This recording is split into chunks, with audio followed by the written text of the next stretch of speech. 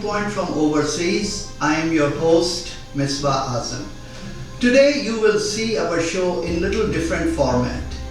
Our CEO and the moderator and host of this show, Faraz Darwish, is not available. However, we have his voice available. So I will start the show and then he would be asking questions from the panelists. I am one of the panelists as well. So the topics we are going to discuss today are the following. First of all, Faraz is going to ask us regarding the current JIT issues going on inside the country and how the government is dealing and how those controversies coming about the JIT, how the media is dealing that and how itself court is going to deal in coming week.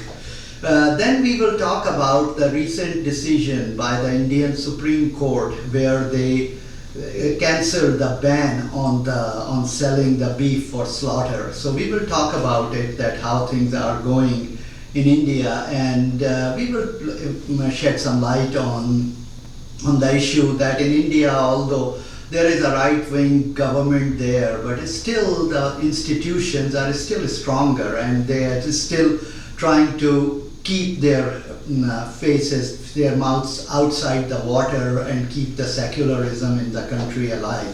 So we will discuss on that. Last but not least, we will be talking about the current developments inside United States where President Trump's son, Donald Trump Jr., emails came out in the New York Times. Actually, before it came in New York Times, he came out and he kind of released those. And according to that there are some meetings between some Russian lawyer and Mr. Manafort, Paul Manafort, who was their campaign manager that time, and Mr. Donald Trump Jr., along with Mr. Jared Kushner. So we will talk all these things about. So watch our show, Viewpoint from Overseas. Reyes, tell me the impact of this whole Panama JIT case that's been happening.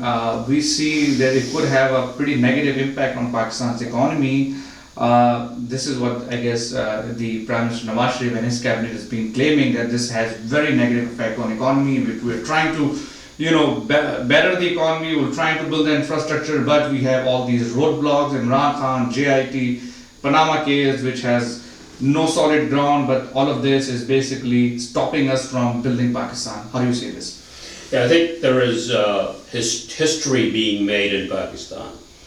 For the first time ever, a sitting Prime Minister and his associates, some of his family, are being held accountable while they're in office for some of the allegations against them.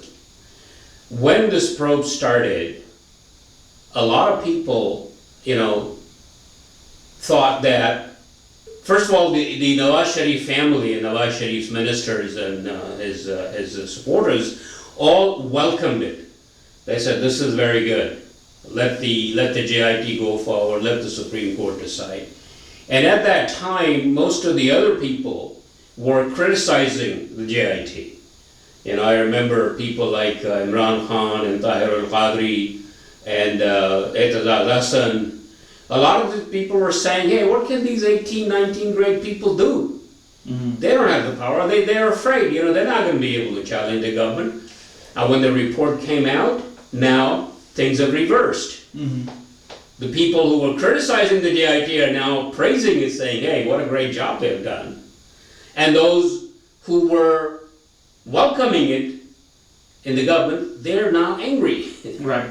So this is a terrific event for Pakistan, I think. So it's setting the precedence. It's setting a great precedent that no one is above the law, everybody's going to be held accountable, and we'll see where it goes from here. Will it have is it going to have any negative implication on the Pakistan's economy?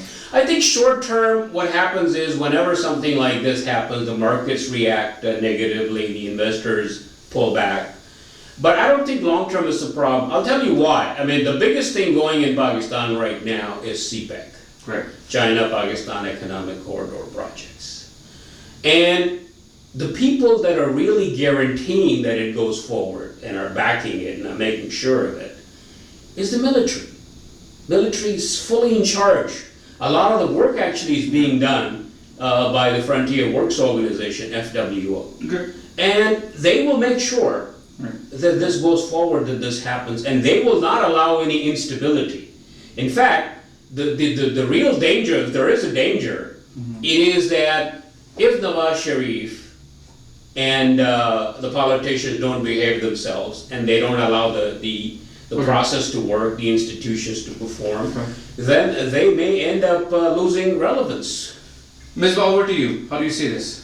No, that's true that, you know, I mean, this is the first time in the history of Pakistan. Do you see, by the way, any conspiracy behind this? I mean,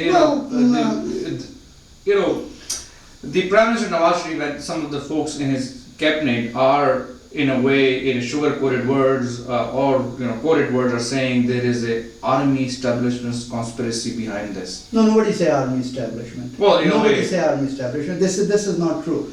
And Khwaja Asif said very clearly, in very categorical way, that army establishment is not there. And I'm very sure it is true. There's no army establishment. So however, who is trying to make that perception?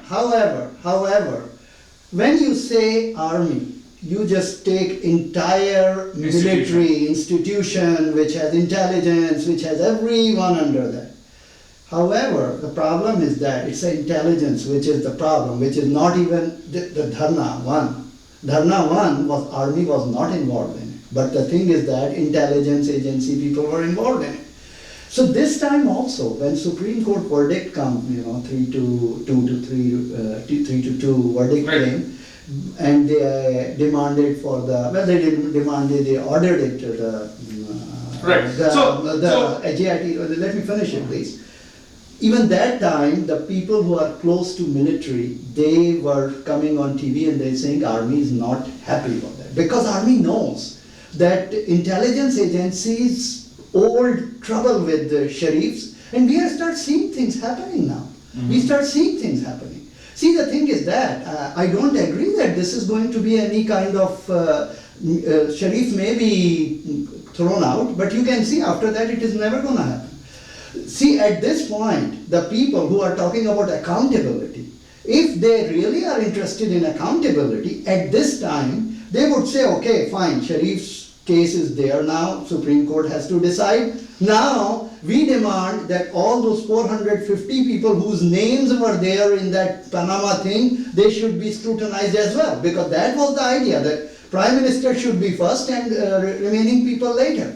But that is not going to happen, that will not happen. And personally, I think it is not going to happen. When Bhutto's execution was there, I was very young.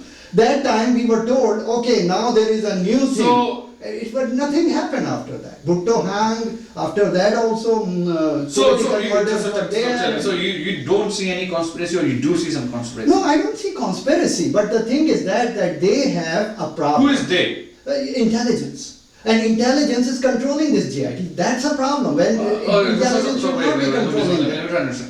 You are saying the intelligentsia of Pakistan. Not intelligentsia. Intelligentsia is the intellectual community. I'm talking about intelligence agency. Okay, you are saying the intelligence community. This job when you say intelligence community, are you saying the intelligence of armed forces? Yes. ISI, MI, they are controlling the JIT, they are. And are they trying to victimize Nawaz Sharif, or are they just trying to do their job? We have yet to see. Or they could just be doing their job, that okay, I am assigned to do the probe, hence I'm going to do the probe, no matter what it takes. See the way they are doing things so far. I could be from intelligence agency, I could be from police, I could be from anywhere, but if I am assigned to do the job, I will do the probe. No, and you do the probe, but you do the probe rightly. You don't go there and ask half questions. See about this, these scrap machines. I'm giving one example, scrap machines. Now it is found out that they ask if there is any scrap machines, and the Dubai government said there were 12 cases of machine transfer.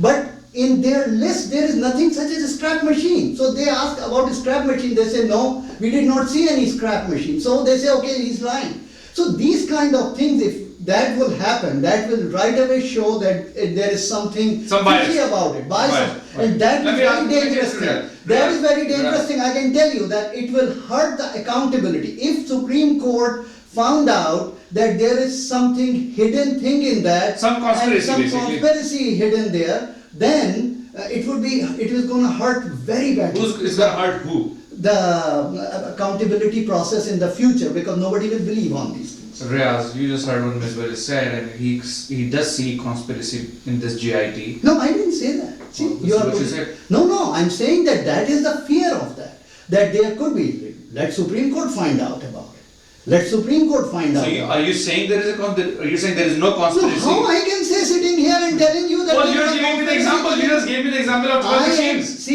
I want the justice there. I don't care. Okay, you Nawaz just gave Sharif me- will stay or go. Misbah. I don't care. Misbah. No, let me finish. Let me finish. You asked me a very specific question. I am saying there are some stuff happening which has to be answered. If they are not answered, then it is not good. Where I say that it is sitting down conspiracy, because see, they have a fight. Who has a fight? Who is they? Sharif's family versus intelligence. You see Dharna 1, who controlled Dharna 1? Okay, Who- so you who are arranged saying that because Dharna there 1? has been a dispute TV among station, Okay, attack on TV Misbah, station, let me get who this was straight. there? You are saying because there has been a dispute between intelligence agencies and Sharif family, That's hence this JIT, because it's controlled by intelligence agencies, therefore you do see some bias there. It could be. I am saying only the Supreme Court tells if there Okay. is a bias. Yeah, you just I said am it. saying that becoming a JIT's spokesperson, the way media is playing nowadays, that everybody is I'm becoming not clear a what you're saying, soldier. Jaideep, by the way. No, why you are not clear? I'm saying simple thing. I'm saying things are not as clean as it has been told on media. Okay, yeah, That is the simple you just heard Misbah. Yeah, I think there's several issues I have with the way Misbah has characterized it. The first problem I have with it is that, he's saying that Bhutto's case, for example, he's brought that up. See, all of these cases that happened in the past, the people were held accountable after they were removed from power, not while they were in power. This is the first time that the people in power are being held accountable for their actions. The second thing that is important is that if these JIT members felt vulnerable to the Sharif government, they would not be able to perform their job. The fact that the ISI was part of it, the military was backing it, and the Supreme Court was standing up for them, allowed them to work independently. Otherwise, these are, 17, 18, 19 grade officers. They would be afraid for themselves. Right. So the reason they were able to perform their job is because they had the backing of the military, the intelligence, as well as the judiciary. The third important thing to remember is that JIT has produced a report. You don't have to buy all of what they think is happening, but you have to look at the hard evidence that they have produced. There's a lot of hard evidence. One of the, for example, pieces of evidence that has been discovered is that there was yet another company that they didn't disclose. That's called FZE. Okay. And not only is there a company, but Nawaz Sharif has been recorded as his chairman, and Nawaz Sharif has been drawing a salary from it. Now they say he's not drawing a salary, but there are documents from the UAE government that say that he actually certified to them that he is not only a chairman, but he actually receives a salary from this particular company. Then you have documents that are supposedly tested to by the UAE government, but they're finding out the UAE government saying, hey, these are not authentic. We didn't authenticate any of these documents. So there's a lot of serious issues and hard evidence in the report that nobody can ignore. Now, Supreme Court is obviously going to look at it and they'll come up with a decision. They will not listen to all the political partisanship that you hear in the media and in the politicians. They will dispassionately, independently look at the evidence and make a decision based on that. See, first of all, I did not say that this is not the first time it happened. I'm saying that this is the first time that sitting government happened. Bhutto example I gave, when Bhutto was executed, it was being told everywhere in the media and everywhere that this is now tradition and now it will be going on forever, and that didn't happen. So first thing, I didn't say that. FZE, it is not an offshore company, first of all. Second thing is that whatever is found now in that, Nawaz Sharif is just a honorary chairman to get the visa to visit Dubai to his families and all So that. why did he sign documents saying he's been drawing a salary? That is not proven yet. No. These documents are a part of the evidence. No, it's not proven. So we have yet to find out. I mean, I'm not saying that something is happening, I am right or Riaz is right. Maybe Riaz is right, I don't know. But we have yet to find out unless, once it gets to the Supreme Court. That is all my point. So, okay, let's move forward. And my fear is that if the fears I am telling you materialize, it is going to hurt What our is your fear? establishment. Your fear is that My fear is that people will lose confidence on their on country. accountability, then second time. Nobody will believe on that. Okay, let's move to the So next that topic. is my- And okay, I think in the interest of time, let's move to the next topic. India's cattle slaughter ban blocked by India's Supreme Court. How do you see this, Riaz? Yeah, so the way it started is that first this was challenged in Tamil Nadu, and the Tamil Nadu High Court or the Madras High Court blocked the cattle slaughter ban in Madras or in Tamil Nadu. Then the government there appealed against it, and they went to the Supreme Court. So the Supreme Court not only not overruled the block by the Tamil Nadu High Court, it actually extended that to the entire country. And now, one of the reasons why they did that, first of all, India has a secular constitution, it's a secular country, and this particular provision targets a particular community.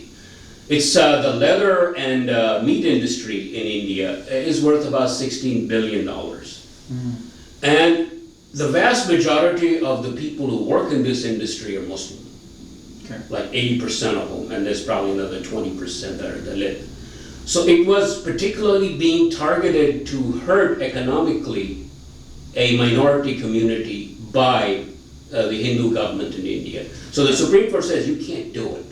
Okay. So that's what the status is. So it's based on the victimizing a minority.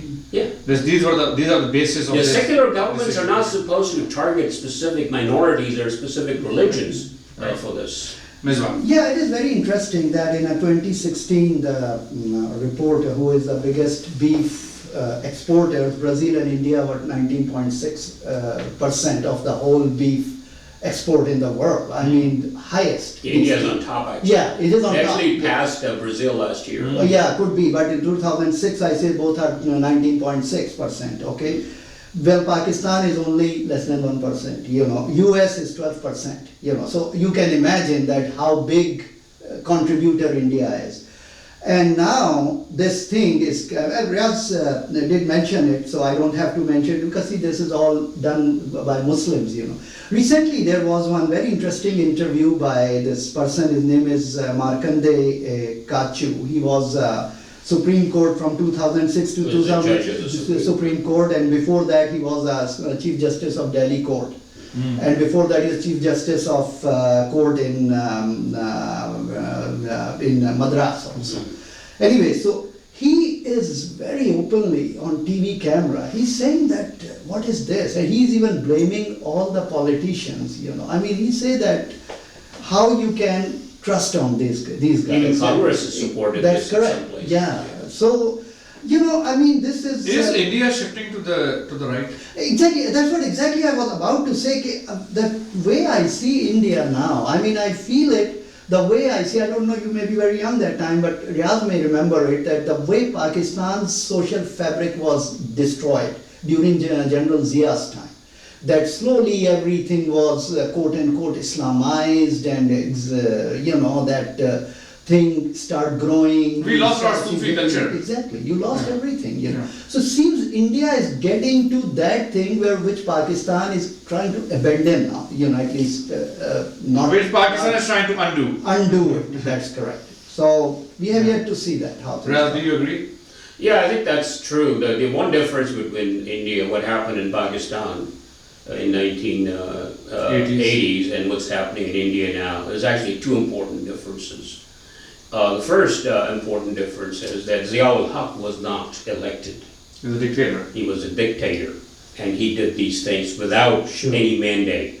Modi does have the support of a lot of people in India. He has a huge constituency. That's number one. Number two, Pakistan calls itself an Islamic Republic. India calls itself a secular democracy. So those are two very fundamental differences between what happened in Pakistan and what's happening in India. Although the impact and the harm would be probably just as great or greater in India than it was in Pakistan. Right. Let me ask you. Now, one good thing about India, though, is India does have institutions. So the fact that Supreme Court blocked this ban is a sign that Indian democracy is still worth something. That some of the institutions there are independent enough to take a stand and tell them, hey, wait a minute, what are you doing? This is not right. So that's a good thing. Ms. Bhai, you want to add No, something? actually, exactly, I was about to say that you can see that even this retired judge said that, and the Supreme Court. So this is the hope from India, that because even it was happening in Pakistan, as Riyaz said correctly, that it was a dictator sitting there and you had no hope for anything. Nobody could come up and stop it, you know. But in India, at least, this is the good thing, that at least there are some check and balance on it. So, Riyaz, tell us about the new revelation in Trump's Russia probe. Yeah, so, you know, it's that drib that's been going on in the United States, sort of similar to what's happening with the Sharif family. You know, this one revelation, and then they deny that, and then you found out that it's actually they're lying. Then there's another one and yet another one. So there's a whole series of these revelations that are coming out on a daily basis. The latest one to come out is that there was an email exchange between Donald Trump Jr., Trump's son, and a publicist for a Russian oligarch who has close ties to the Kremlin, to the Russian government. And in that exchange, the first mail that came out from Goldstone, who was representing the Russian government's interest there, was that, hey, we got some useful information on Hillary, and it's part of the Russian government helping the Trump campaign. Okay. So I think this should have raised an alarm immediately, that, hey, this is the Russian government helping Trump. Right. But instead of raising an alarm, the response from Donald Trump Jr. was, oh, I love it. When can we meet? Yeah, you have something very good there. I it's love good. it. Well, especially in summer, we're going to need this. Yeah. So this was at the time that they were going to have the convention, and then the general election campaign was about to start, and they wanted to use it against Hillary. So they say nothing came out of it, but there have been so many It's a false favorable statements. attitude. Yeah, Right. so many false statements have come out of them that people don't trust them anymore, don't believe what they say. So that is the status. Now, it's not just Donald Trump, he's just the latest one. I mean, in this meeting there were other people too, like Gerald Kushner, Trump's son-in-law, also his, he works in the White House, he's actually his assistant in the White House. So he has an official position, and he has a clearance, a security clearance. Right. And Paul Manafort, the campaign manager, was there. So this is a big concern. Now, before that, there have been others, like, for example, Flynn said he hadn't met, and then it turned out that he had met. Right. After that, it was the Attorney General, who said he never, met any Russians, and then it turned out he had. So there's more and more stuff coming out that seems to indicate. Now, one interesting, trivia that I just wanted to mention here, the guy that's mentioned, one of the oligarchs in Russia, his name is Emin Aglarov. He's actually Muslim. He's a Russian Muslim of Azerbaijani descent. Oh, nice. helping Trump. Yeah, they're millionaires. But that tells you that religion has nothing to do with this. This is all about, It's all about what politics. serves your best interest. Right, it's all about politics. Yeah, it was You very see this. interesting. Riaz gave example of Sharif's family. Very similar thing happened that when New York Times ready to publish this all his emails, New York Times found out of Donald Trump Jr.'s email. Just like Hussein Nawaz, the day before the Panama Papers came, a week before, he knew that it is coming, so he gave an interview to Pakistani TV suddenly, Right. out of nowhere, and everybody scratching their head that why they are here. So very similar thing is happening there. Right away he released the emails. I'm watching like for 2 days different channels. Even I had to see Hannity also, Sean Hannity also, which I usually cannot tolerate. But this guy is sitting very cool and he's just making it, play it down, that okay, this is just this. But I think that there will be a problem now. Until now, when you see that, it is just that secret thing came, somebody said that. So you think President Donald Trump will get into He can get into trouble. I mean, it will take time because Mr. Mueller has to have all those things to see. This could get really serious. And when, maybe after Senate elections. Well, I mean, it is going to happen. It will take some months, maybe before Senate election. Riaz, you agree with this? You never know. I think if there is going to be any impeachment, I don't foresee that happening before the midterm elections. Okay. If we're going to see any impeachment, I think you would have to see a Democratic majority. So it will be post midterm elections. Because the problem Republicans have is that no matter what revelations come out about Trump's behavior, They're backing him. his base is supporting him. Right. And the members of Congress and the senators, they want Trump's base to vote for them. Right. So they will not, Oppose it. oppose him. They will not move away from him. They will try and stay with him for as long as they can. Misbah, closing remarks. Yeah, actually, what I was telling you before the election is not the impeachment. I was talking about the result of this paper from Mr. Mueller, who is the private counsel. Okay. But the thing is that I would still think that maybe Democrats would not go for the impeachment. They want him to be there until next election, so that he can further get controversial. But there is a risk there. There is a risk there that maybe something will happen. Then he will not become a victim. He would say, now Senate cannot let me do anything, It's a and victim things card. like that, and then he can. But if the history is any guide, Nothing. what happened with Nixon, for example. Right.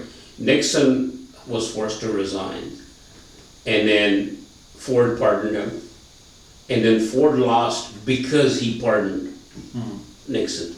If something like that happens with Pence and Trump, then I think even Pence would have a hard time, winning the next election. So, ladies and gentlemen, you saw our show and you hear the views, my view and Riaz Haq's view about this. Faraz Darwish asked us very specific questions regarding that. We will be talking these topics in coming days, especially first and last topic, because things are developing in that. These are all developing stories because JIT is being going to be treated inside the Supreme Court, and we have yet to see what Supreme Court comes up with. And the PMLN government and as a party, PMLN as a party has decided to go ahead and fight with it and raise those controversial issues. And then let's see what is happening. So it's a development story. Besides all the email issue of Mr. Donald Trump Jr. Is going to be in the news for coming days, because now Mr. Mueller has to decide what he is going to find. He is going to do the all inquiry on it because he is the head of the special commission on that. So please keep watching Viewpoint from Overseas. This is your host, Misbah Azam.